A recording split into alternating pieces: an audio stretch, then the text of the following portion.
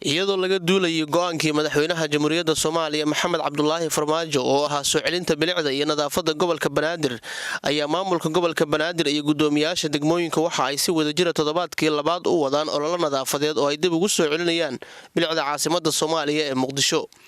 degmada Yaaqshiid ee gobolka Banaadir ayaa waxa ay qayb ka tahay degmooyinka xilligan sida weyn ay uga socdaan ololaha nadaafadeed oo dib loogu soo celinayo bilicda.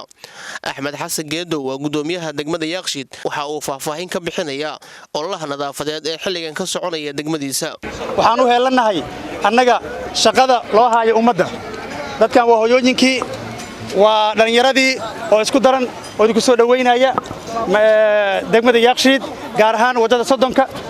fagax meesha la yiraahdo waa idinkaga mahadcelinaynaa annagana sida sharafta leh ee qiimaha leh aad noo garab istaagteen noo garab gasheen gaariyaasha noogu keenteen annagana insha Allah taala shaqadeenan guda doona haddoo alla idmo. Basma Caamir Shakeeti gudoomiye ku xigeenka maamulka gobolka Banaadir ee dawladda Soomaaliya ayaa waxa ay sheegtay in ololaha nadaafadeed ay toddobaadkii labaad si toos ah uga socdaan magaalada Muqdisho taana ay ka dambeysay markii madaxweynaha Soomaaliya uu bixiyay amar ah in la soo celiyo bilicda lagana shaqeeyo nadaafadda. waxaan baaq u dirayaa ganacsatada ku nool caasimadda gobolka Banaadir ee muwaadin Soomaaliyeed ayaa tahay hortaada waa inaad nadiifisaa xaq iyo xuquuq lagu leeyahay waxaad abuuraysid waa businesskaaga hadduu soo hortiisa nadaafad ahayn wuxuu ma taraayo qof muwaadin Soomaaliyeed aad tahay xuquuq waxa lagu leeyahay inaad qabsato maaha in lagu faro. maanta waa fariin jumcadii horena fariin ay ahayd jumcadaana fariin waaye insha Allah jumcada dambe hadii Ilaahay yiraahdo waxaan rajaynaynaa waa jumcadii saddexaad hadduu qofka iscilqaami waa shuruucda dawladda hoose u taala ee ahayd ganaax waa inaan la imaanaa sababtoo ah annaga dadka Soomaaliyeed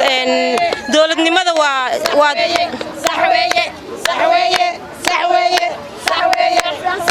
dawladnimada waa wax isfarid waa wax wanaajin waa horumar annaga